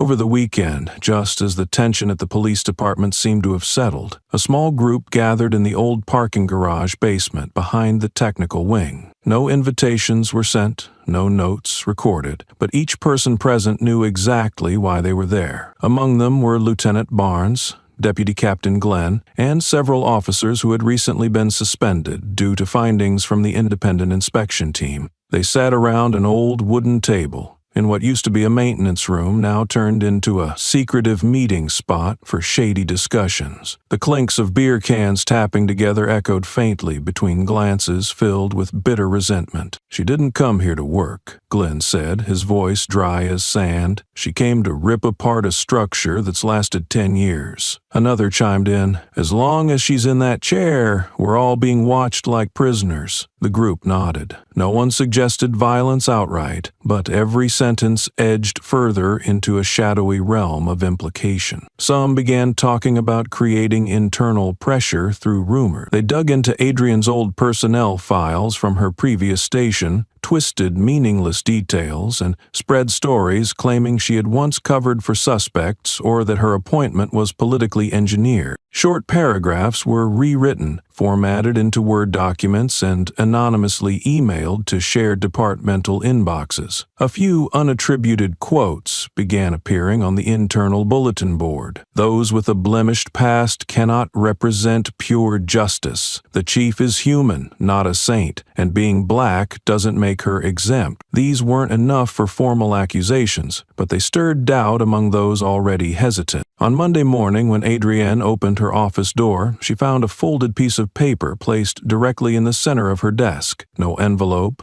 no sender name. The text was printed in a standard font, no stylization, no spelling errors. You can change your skin, but not your blood. She read it once, folded it back up, and placed it neatly in a drawer without revealing a single reaction. But that afternoon, when the inspection team arrived for their meeting, Adrian issued a directive to audit the entire internal mail system, review access logs, and examine hallway surveillance from the past 48 hours. She didn't raise her voice or rally anyone. She simply wrote one sentence into the report: any act of intimidation or psychological pressure against staff involved in reform efforts shall be considered obstruction of official duty. The news spread quickly. Those who had found joy in the shadows began reevaluating their escape plans. Adrienne wasn't just someone holding a title. She knew where people stood, and she didn't overlook any trace, not even an unsigned piece of paper. An email was sent at 8 o'clock that morning, distributed across the department's internal network, titled simply, "About a Piece of Paper." No attachments, no images, just a short paragraph typed directly from Adrian's computer and signed in full. I read the message sent to my office. The writer claimed that my blood couldn't change, as if skin color could taint justice. My response is simple. If my blood represents justice, I'm willing to shed it for the truth. Not for myself, but for those who were once forced into silence. The message spread fast. Within 10 minutes, the tech team printed and posted a copy on the main bulletin board. A young officer taped it inside their locker. A logistics employee snapped a photo and sent it to a friend at another department with the caption, "Our chief isn't ordinary." No one said a word aloud, but something had shifted. The crowd that once pretended to ignore her, once hesitated at every step Adrian took, now began looking at her with different eyes.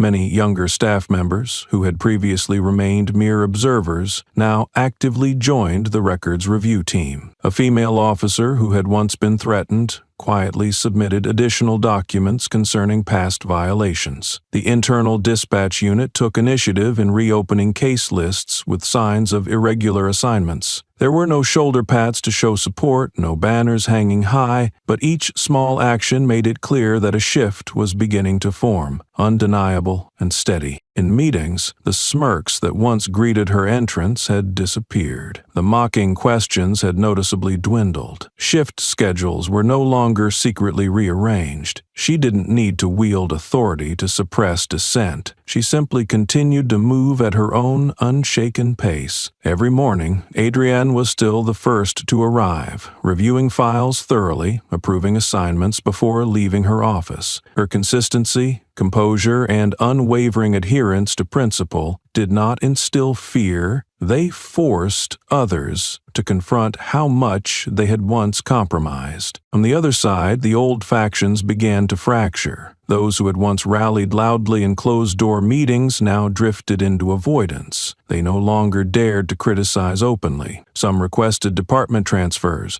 Others cited reasons for extended leave. Small acts of retaliation, like switching locker codes or leaking rumors, gradually faded. The manipulator behind it all, Lieutenant Glenn, began to find himself isolated by the very colleagues who once stood with him. No one wanted to be dragged into the upcoming audit. No one still believed that past power could shield current misconduct. Adrienne said nothing more. She allowed the system to recalibrate on its own. Those who stood by her sought no reward. All they needed to know was that this time, the truth wouldn't be tossed aside like old complaint forms. And in a quiet corner of the station, the printer continued to hum, releasing copy after copy, each page a marker of truth, slowly returning to light. The first summary report was sent out in the middle of the third week, over 200 pages long, listing in detail the cases that had been handled internally but never received a response, along with supporting evidence. Adrienne didn't hold a press conference. She sent it straight to the State Inspector General and simultaneously made the document public within the internal archive system, so that any staff member could read it. From that moment, the The police department was no longer a place of silence. The names of those once considered untouchable began to surface. A series of cases involving tampering with evidence, erasing records, siphoning money from suspect holding accounts, and submitting contradictory proof were all identified. There were even instances of mid-ranking officers exploiting late shifts to manipulate staffing, forcing younger personnel to take their place, and then wiping the work hours. Adrienne didn't need to say much. She simply carried out the authority she had been given. The same hand once yanked violently from a car was now flipping through the department's history at a pace no one could match. Among the most prominent names, no one was surprised to see Glenn. Multiple schedule changes, signs of material embezzlement, and interference with complaint records all traced back to him, but direct evidence was still insufficient. Adrienne did not rush. She kept monitoring quietly, never confronting or trapping him. She simply allowed Glenn to step deeper into the world he had once built through habit and concealment. Then, on a midweek afternoon, after the inspection team received an internal recording submitted by a young officer in which Glenn admitted to orchestrating a plan to teach her a lesson, Adrienne officially ordered his suspension. Glenn was instructed to leave the office within 30 minutes and take his personal belongings. He said nothing at the time, only stood staring at the chief's door where she sat signing the suspension order. 30 minutes later he returned, knocked, and handed her a thin envelope. Inside was a single handwritten line. "I choose to step down, but I will not apologize." She set the note down and nodded. "Good. A man like you, no one needs your apology." That evening, Adrienne sat in her office, staring at the department's organizational chart, now with a large gap in the chain that was once thought irreplaceable. But from that void, she saw something more important. No system stands strong if built on silence and fear. Glenn was not the end. He was merely the first door to be opened, and she would not stop. Not while trust was beginning to return,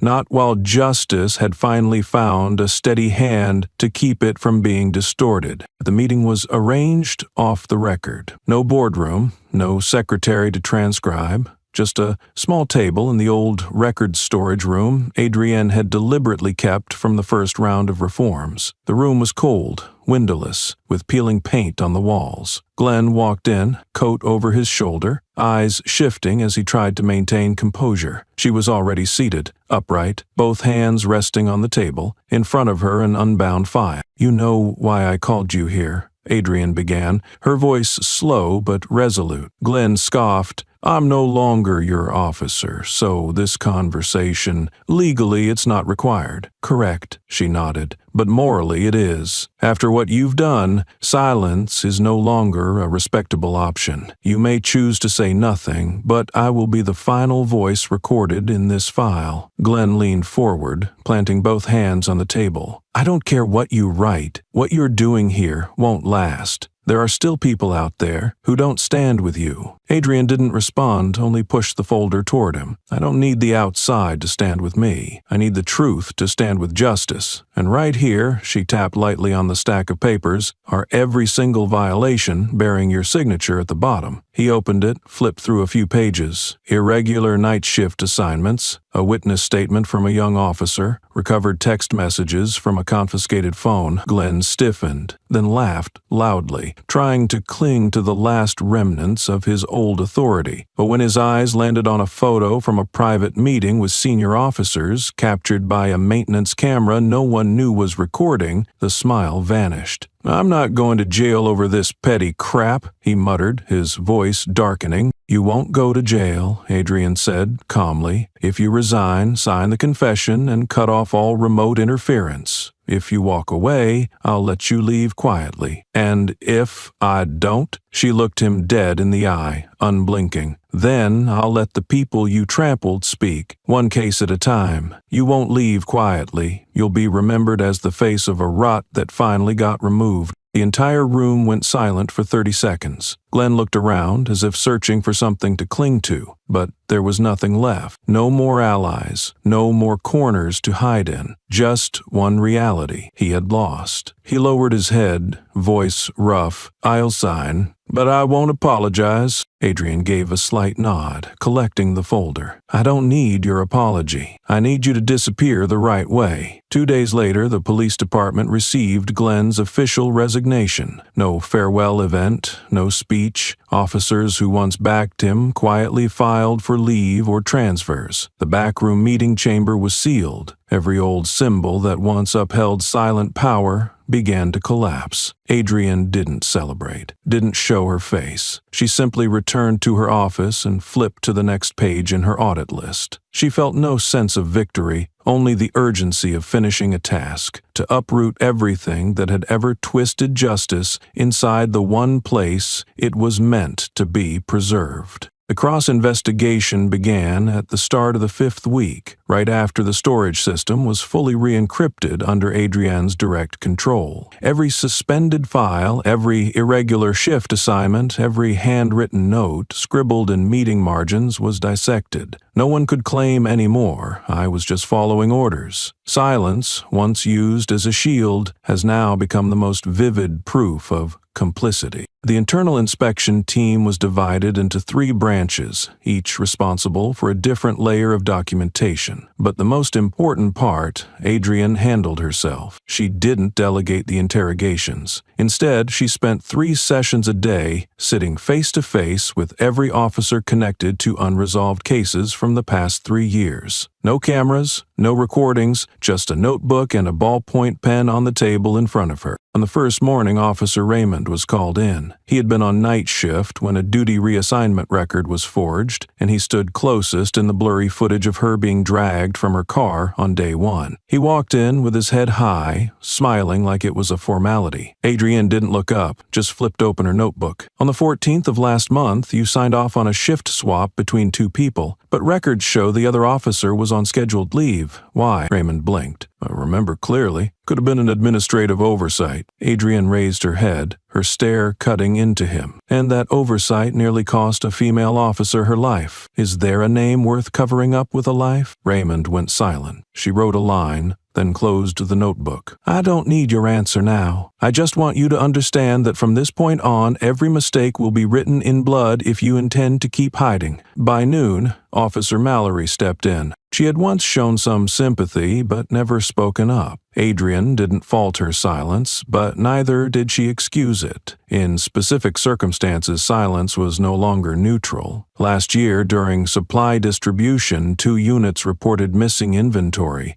but the log shows your signature. Would you like to see it? Mallory jolted. "I didn't sign that." "Maybe someone used my name. Did you report it?" "No. I thought if nothing was lost, it wasn't worth making a fuss." Adrienne paused for a moment, then said quietly, "What matters isn't the result, but how we accept it." She added another line to her notes, then closed them. "You have 3 days to resubmit a full declaration, including every time you saw something wrong and stayed quiet." By the end of the day, the justifications started to sound eerily similar. Everyone thought it wasn't serious, no one knew whose responsibility it was, and everyone had once wanted to speak but feared the fallout. Adrienne didn't react. She simply recorded it. She understood this department wasn't rotting because of one person. It had decayed from a habit of compromise, from silence dressed up as wisdom, from nods given when wrong was seen but ignored. That night in her office, Adrienne reviewed the list again. She circled the names not yet interviewed. Her eyes were solemn. Her face no longer cold but sharp, like a whetstone. She hadn't come here to make friends or seek approval. She came to strip away layers of deceit that had been allowed to fester too long. And even if she had to confront 50 liars in a row, she would still ask the 51st with the same steady voice. "When was the last time you saw wrong and said nothing?" The meeting room was more crowded than usual that morning. There had been no official invitation, no outlined agenda in the internal system, but everyone knew attendance was mandatory. The air was thick, heavy like a vapor, pressing down on every waiting gaze. Adrienne entered with a thin folder in hand, no assistant, no greetings, just a slight nod before sitting. The department chair's seat remained empty. She left it that way. When everyone had settled, no one spoke. Suddenly, someone stood up. The soft scrape of a chair against the floor made the entire room pause for a beat. It was Jordan, the youngest officer in the traffic investigation unit, and the one who had once slipped her a warning note inside her locker. He wasn't tall, didn't have an impressive track record, and had never spoken up in any meeting. But today, his voice rang clear. "I have something to say." He paused, eyes fixed on her. "I've known about some things for a while. I've witnessed unfair assignments, forced shifts, and words that crossed the line. But I stayed silent, out of fear, thinking that if I didn't speak, I wouldn't get pulled into it. I was wrong."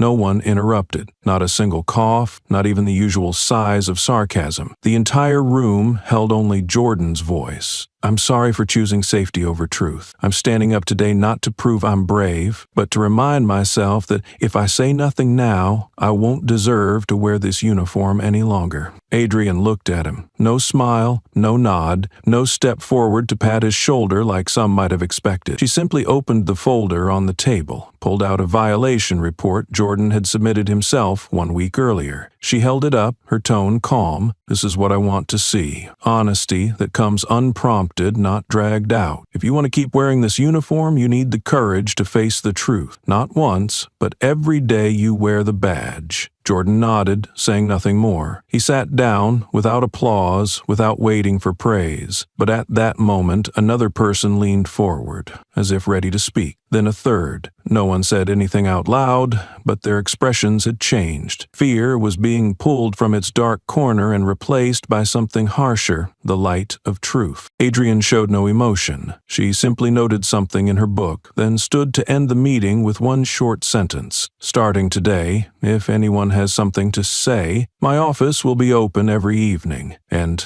I'll be the last to leave this station until I know for sure there's nothing left here to hide." They did not give up. When old tactics stopped working, a group of conservative officers decided to play a bolder hand. They gathered quietly, no emails, no digital traces, just hushed talks by the parking lot, subtle nods exchanged in stairwells. Their sole objective, destroy Adrian's credibility from within by fabricating a misconduct case tied directly to her. The trap was elaborate. A box of evidence from a closed case was deliberately rediscovered in the old supply room with a mismatched signature verification. A forged report was prepared claiming Adrienne had abused her authority to erase traces to protect an old acquaintance. They even planned to send an anonymous complaint to city headquarters, using the name of someone retired years ago to avoid being traced. She received a copy of the report just hours after it was secretly printed. A young logistics officer had quietly slipped the paper into an envelope, delivered it to her office with a single line. "I'm not part of this, but I can't watch this department sink back into darkness." Adrienne read it, then immediately summoned 3 young investigators she had personally trained. They asked no questions, only awaited orders. She stated clearly, "We won't respond with words. We will use truth." The team split the work, reviewing the internal filing system, pulling storage footage timestamps, and cross-checking signatures on archived logs. One member found an infrared video showing 2 former officers sneaking into the evidence room, cutting the power for exactly 3 minutes to carry out the act. In the dim, grainy footage, their posture and movements were identifiable. They had forgotten that in this era, not all darkness remains unseen. That night, Adrian didn't issue a warning or sound an alarm. She summoned the suspects to a small meeting room and played the footage on a large screen. When the moment came, when one of them was seen placing the fake file on the shelf, the room fell silent. Adrian didn't shout. She stood, placed a responsibility notice on the table, and said, "You don't need to sign.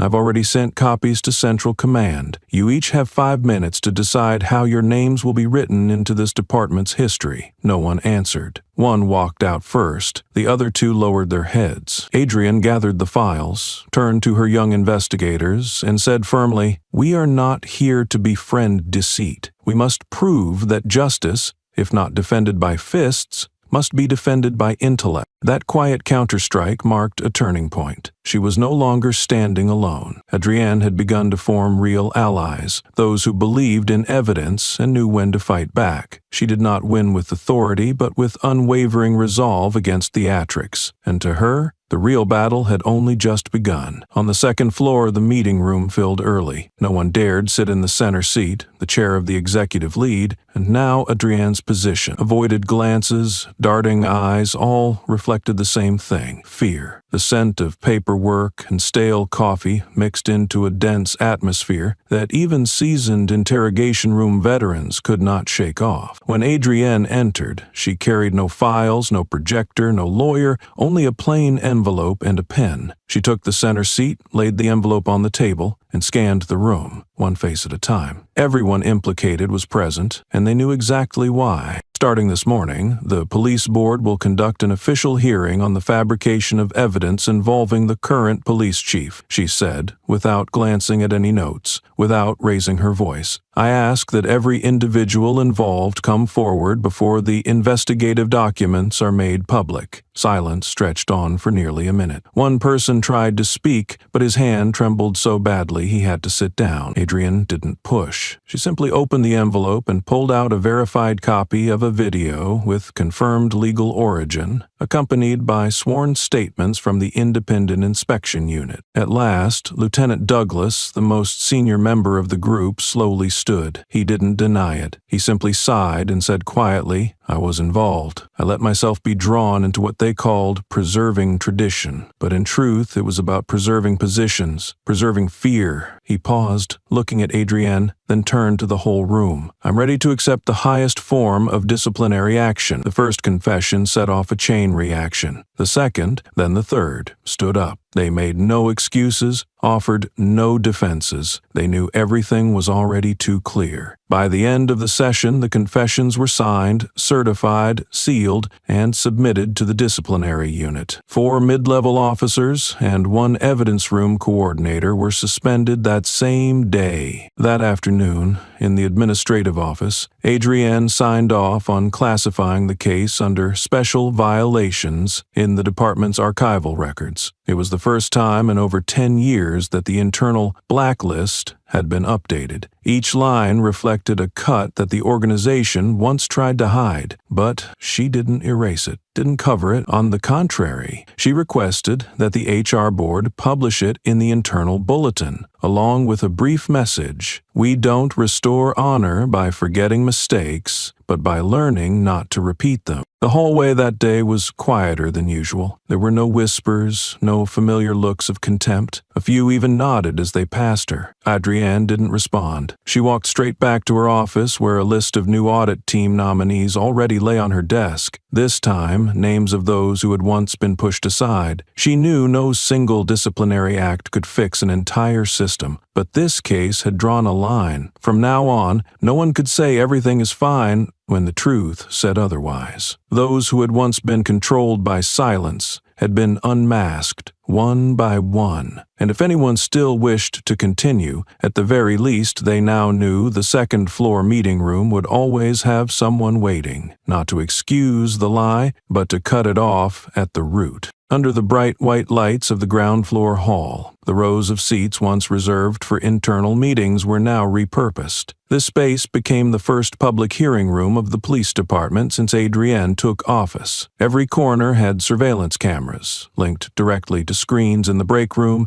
meeting rooms, and the internal communication system. Everyone in the department, from rookies to seasoned officers, was required to watch. There was no longer any room to look away. When the microphone turned on, the first to step forward was Ms. Mary Ann Hill, a former administrative employee who had been pushed out of her role after reporting a case of withheld evidence 5 years earlier. Her voice trembled, but remained clear, each word resonating. "I once believed that staying silent was how to protect myself, until that silence forced me out of the place I thought stood for justice." All eyes turned to her, but no longer with scorn. Some looked down, others turned away. Adrienne stood quietly in the back, not interrupting, not intervening, just listening. Next was Mr. Travis Glenn, a retired black police officer who had once been denied a promotion on the grounds of lacking leadership qualities. He carried an old file, faded papers, and a blurry photo taken with his former squad. "I used to teach 3 of the men sitting in that front row,"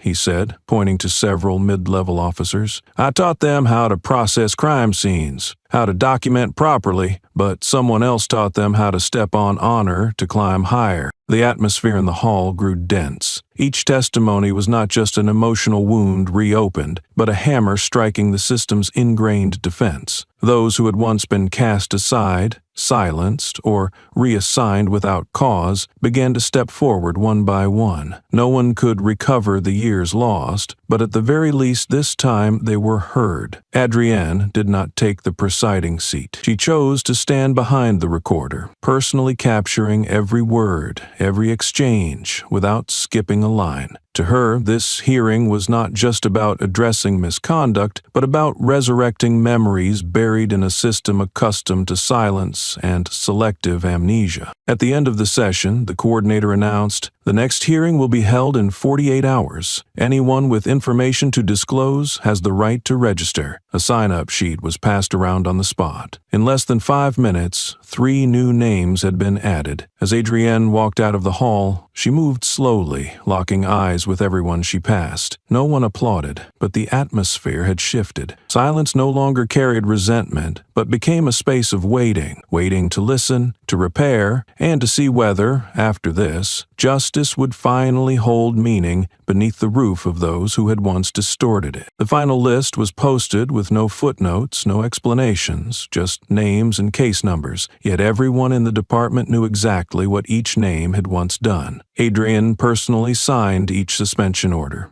issued from her office with the seal of authority that no one dared question anymore. Among them was the white officer who had stopped her car on her first day, tapped his baton against the window as if waking a suspect, then yanked her from the driver's seat in broad daylight. He did not argue. He sat with his head bowed, face frozen, knowing there was nothing left to defend. Another was a former shift commander, the man who once declared, "If you're colored, stay quiet. If you're unknown, bow your head." He was also named in a closed-door meeting witnessed by city oversight representatives. Adrienne didn't raise her voice or revisit the past. She simply placed a red-marked file on the table and stated clearly, "A police chief is not someone who seeks revenge, but someone who cleans." One sentence was enough for everyone in the room to understand. The era of vague threats was over. Even those who once silently watched, who smirked when she was dragged across the floor, were not exempt. If there was misconduct, whether direct or indirect, it was cross-investigated and handled by the regulations. No gray areas, no exceptions. Every disciplinary decision was backed by specific evidence, kept confidential but ready to be disclosed when necessary. In an emergency meeting among city-level department heads, a senior oversight official stood to speak as Adrienne presented the final audit report. The gray-haired man, who had signed off on numerous questionable approvals in the past, unexpectedly asked to address the room. He spoke briefly. "I once stayed silent, once looked the other way, once voted yes, thinking it wasn't worth raising a fuss. But if my silence led to someone being humiliated at the gates of this institution,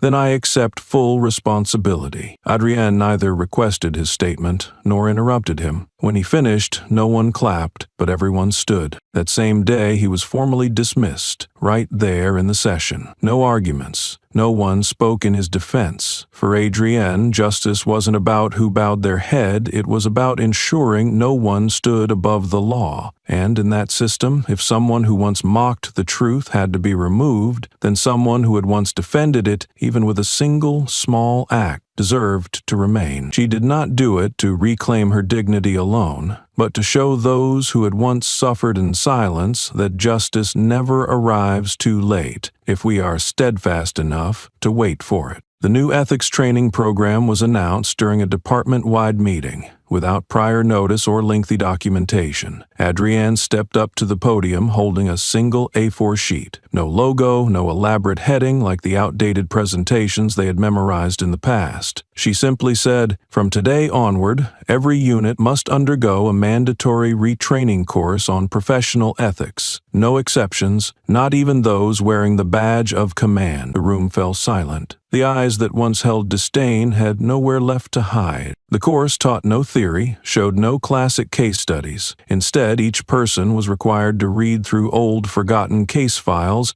and write their evaluations by hand, signing beneath every line. Each week, a closed-door sharing session was held in small groups, without leaders, without recordings. Adrienne had only one request: tell the story of what once made you choose silence. The change did not come from the powerful, but from the younger officers, who had only ever known how to bow their heads and follow orders. A second-year female officer, once ignored when she proposed reforming procedures for searching women, stood up for the first time in a general meeting. She recounted the feeling of being forced to follow a traditional protocol, even though she knew deep down it was wrong. Her story came without tears, without excuses. Just a plain account of the truth, read aloud before rows of seats that had once remained silent out of fear of backlash. From that day on, the closed circles inside the department began to fracture. After-house strategy meetings dissolved. Anonymous, threatening calls disappeared. Several fake internal accounts that had previously spread false rumors were identified and dealt with immediately, without the need for media involvement. Those who once believed they were a system within the system slowly realized that the old safeguards had been dismantled at the root. In the corner of the third-floor hallway, once a temporary smoking room where countless schemes were whispered, now hung a whiteboard with a line Adrienne had written in marker. "The code dies when truth is spoken." No one dared take it down. Some younger officers started posting small sticky notes beneath it, short, untitled stories that needed no names, and everyone reading them understood. Under the new leadership, internal reviews were no longer performed. All records had to be authentic and cross-hacked. Every month, a public accountability session was held between units, where anyone who violated the rules had to present their own mistakes. There was no more hiding. No one dared use seniority to cut others off. Adrienne never asked them to like her. She only wanted them to fear the one thing worth fearing: real consequences. And once they saw change as something they could live with, not something to fight against, then that change would outlive the one who started it. She did not need to be a hero. She needed a force that could reflect on itself. So next time, if someone was dragged from a car, everyone would know when to stop. The meeting began with a note taped to the common room door. All members are invited to attend a live Q&A session. No rank restrictions, every question is welcome. There were no loud slogans, no banners saying "for a fairer environment," just one line, one meeting room, and a single microphone at the center of a round table. Adrienne entered last, choosing a seat near the door, level with everyone else. She didn't make a speech. She looked around and said, "If anyone wants to speak, go ahead. I'm here to listen. No secretary, no outside oversight, just the department and the truth waiting to be heard." At first, the room was tense. A senior officer asked, "What if you're wrong? Who questions the leader?" Adrienne replied calmly, "If I'm wrong, I'll answer for it, and I'll be the first to resign." Eyes shifted. Someone nodded. A young Latino officer asked quietly, "That first day, when they pulled you out of the car, what did you feel?" Adrienne paused. "I didn't feel. I remembered." That was enough. Later, a young female patrol officer stood up. Her voice shook, but her words didn't. "You showed us how to stay whole. Thank you for making us believe we belong in this uniform." No applause, just a quiet acknowledgement. The room was changing. Afterward, no one called her chief anymore. They called her the one who holds the door, not because she controlled it, but because she stopped what once poured through it. Adrienne packed up the mic, left it on the table. The meeting ended not with claps, but with the silence of people finally heard, and one woman steady enough to carry the weight of justice without raising her voice. Just as the atmosphere at the police department began to stabilize after a series of major upheavals, a new scandal suddenly erupted, shaking everyone. An internal file was leaked, accusing a mid-level officer of accepting a bribe to cover up a case of civilian assault from the previous year, when the system was still controlled by the old group. At that moment, Adrian had just completed the first quarter reform report, ready to be submitted to the Department of Internal Affairs. But a message sent to the emergency inbox made her immediately suspend all schedules. She knew this was a new test, meant for a system learning to restart from scratch. Without being ordered, the young officers immediately convened an emergency meeting, reviewing all camera footage and duty logs. The first to discover the evidence was Lieutenant Velasquez, a newly appointed investigator who had been on the job for less than 3 months. He did not report privately to a superior, but immediately submitted the evidence to the entire investigative team. When asked why he was not afraid of retaliation, he simply replied, "We've been given a second chance to do it right. I'm not wasting it." No one laughed, and no one disagreed. They began handling the case as they had been newly trained, transparently, without compromise, and with zero tolerance for partial truths. Within just 2 days, the entire internal investigation process was restarted. There was no interference from outside, no need for media presence or directives from the city level. Department heads voluntarily turned in all relevant equipment and locked access to sensitive data to prevent tampering. Those who had once hesitated during hearings now actively approached the review board to submit additional evidence. Adrienne did not need to sit in the command room. She quietly walked the hallways, checking in on each team working on the case files. At each stop, she either nodded or silently observed. Once, when an officer asked, "What if the violator turns out to be a close friend?" she replied, "That question nearly rotted this department from within. From now on, anyone who places loyalty above justice should step out of the rank." By the 3rd day, the entire situation had been clarified. The officer at fault was temporarily suspended, and the file was forwarded to the disciplinary board without any intermediaries. Notably, the report bore the signatures of all investigative team members, a first in the department's history. No one sought recognition, no one gave speeches. But from that point on, a handwritten note appeared on the internal bulletin board, penned by the young officers. "We are no longer bystanders." Adrian stood before the note for several minutes, then walked away, taking nothing with her, because she knew that when the young dare to carry the flame of justice without needing to be told, that system has truly changed. And that, more than any verdict, was the strongest response to any scandal yet to come. In the following morning's meeting, Adrienne required the entire internal affairs team to report before the full staff. No one was allowed to be absent. She entered the meeting room on time, placed the file on the table, and her gaze showed no anger or outrage, only the cold composure of someone who no longer wished to hear excuses. "We once allowed silence to destroy the honor of this uniform. This time, everything will be made clear before anyone gets the chance to twist the truth," she said, her voice even, not raised, yet resonating through every gap between the rows of chairs. The directive was clear, no detail overlooked, everything to be recorded, archived, and made public on the internal system for all to track from start to finish. She did not want testimony, she wanted evidence. Every step of the investigation was assigned deadlines and independent oversight. Anyone who violated protocol would be held accountable not only in terms of performance, but also of professional ethics. Adrienne did not write new rules. She merely forced everyone to confront what they had once avoided.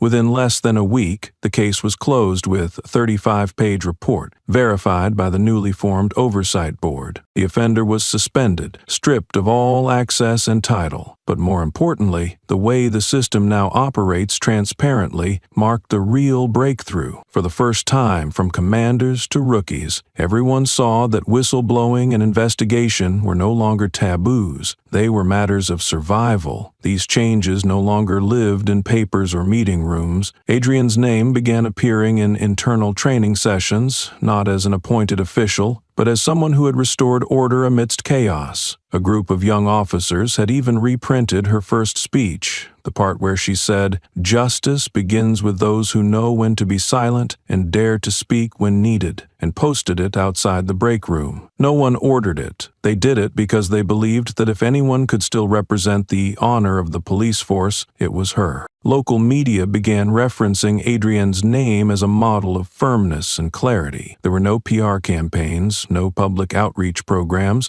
only references to what she had done. From someone dragged out of a car like a suspect, she had become the one who showed the whole system how to step back from the brink of decay. In department-wide meetings, they began calling her the Unyielding Chief, an unofficial title that spread faster than any decree. Adrienne did not say much about it. She continued arriving at work on time, sipping coffee at the same small cafe near the station, walking past the old hallway where someone once dumped trash on her chair. Now that the chair was empty, no one dared repeat the past. And though there was no official commendation, she knew one thing. What she now held was worth more than any medal, trust that had once been lost, and won back through a quiet war deep enough to change the very system itself. On Monday morning, a fleet of federal-plated cars stopped in front of the city police department. No sirens, no spectacle. Just gray suits, notebooks, and the watchful eyes of upper-level inspectors. They arrived unannounced, a common method for uncovering internal truth, but this time their silence as they moved through the halls felt different.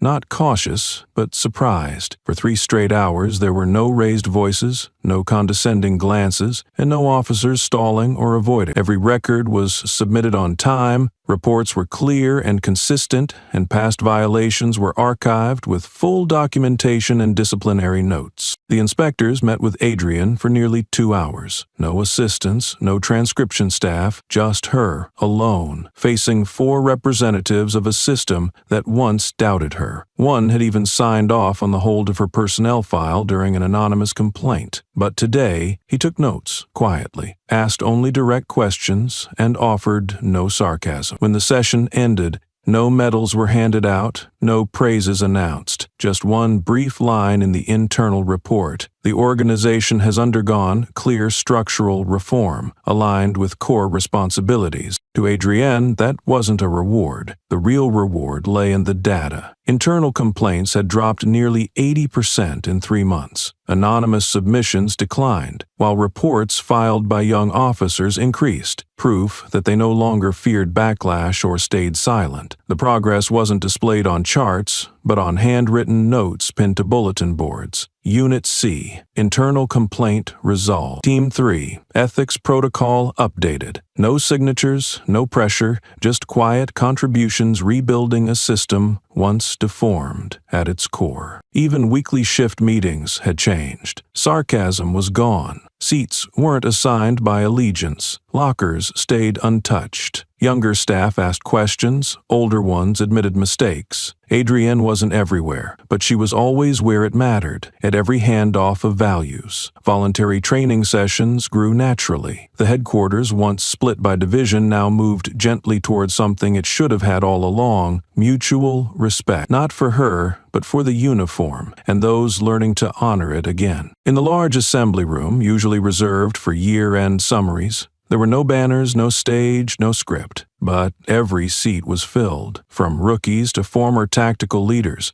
No one was forced to attend. They came for one reason. Adrienne's name no longer stood for a title, but for something to hold on to. When she took the podium, there was no welcome music, but the room rose in unison and clapped, as if they had finally found pride in what they wore. She didn't read from a script. She didn't need to. Her voice was steady, simple, shaped not by performance, but by someone who had walked through fire. She spoke of late nights with unread files, of unanswered questions, of sidelong glances and traditions masking rot. Not with bitterness, but with clarity. Change, she said, doesn't start with forced agreement. It begins when people lift their heads from habit and face themselves. Then her eyes landed near the back row, where a white officer once known for public insults now stood, unprompted. "Chief," he said, voice hoarse but steady, "thank you for not giving up. If you had, we'd have had nothing left to hold on to." The last frost in the room cracked. The applause that followed wasn't for show, it was instinct. Adrienne smiled faintly, said nothing, and bowed slowly, not to one man, but to a group that had chosen change. No flags waved. no plaques handed out. But everyone there understood something had shifted. Prejudice had been called out, power had been checked, and dignity was being restored through action, not symbols. The speech ended without slogans. No one rushed out, they lingered. As if to hold on to the moment, a new chapter quietly began, right in the place once marked by silence. And for the first time in years, the word chief rang out in that department, not as a title of rank, but as a recognition from those who had once stood in silence, now knowing where to stand. The year-end ceremony was held in a solemn atmosphere, but no one could forget what had been endured. When Adrienne stepped onto the stage to receive the Chief of the Year award, the entire hall fell silent for a few seconds, as if everyone needed time to realize the moment was real. A black woman, once dragged out of her car right in front of the department, was now being honored at the highest rank in the very place that had once tried every way to erase her presence. The award was not simply a recognition of personal achievement, but a testament to a system that had dared to confront itself. She did not read a prepared speech. Her voice was calm, clear. Justice is not for entertainment, nor for compromise with evil. Justice is for returning people to themselves. The statement was not directed at the crowd, but felt as if spoken to each individual, those who had once remained silent, once stood on the wrong side, once believed they could not change, and yet had chosen to begin again. There was no condemnation, no embellishment of achievements, just a reminder that all power must be measured by behavior, and any system can only endure if it puts people before what is merely called tradition. Adrienne's story did not begin with a battle, but with a stance, refusing to back down. She did not come to lecture anyone, nor to seek revenge. She came to cleanse a system long accustomed to darkness, to clear a path for those who had once been forced to bow their heads. The transformation of the police department did not stem from a single meeting or directive, but from moments no one was required to take, yet they still chose to. A look held, a question dared, a decision made against old habits. More importantly, this story does not end with Adrienne. It continues in the young officers who witnessed and chose to stand on the right side, in those who once erred and dared to turn back, and in the very system that had cracked but learned to mend itself through transparency. True reform does not come from speeches, but from those willing to act, not for applause, but because they understand they cannot live another day standing on the wrong side. From someone once humiliated on the department steps, Adrienne had become a symbol, not of victory, but of non-compromise. She carried no slogans, aligned with no campaign. She simply did what needed to be done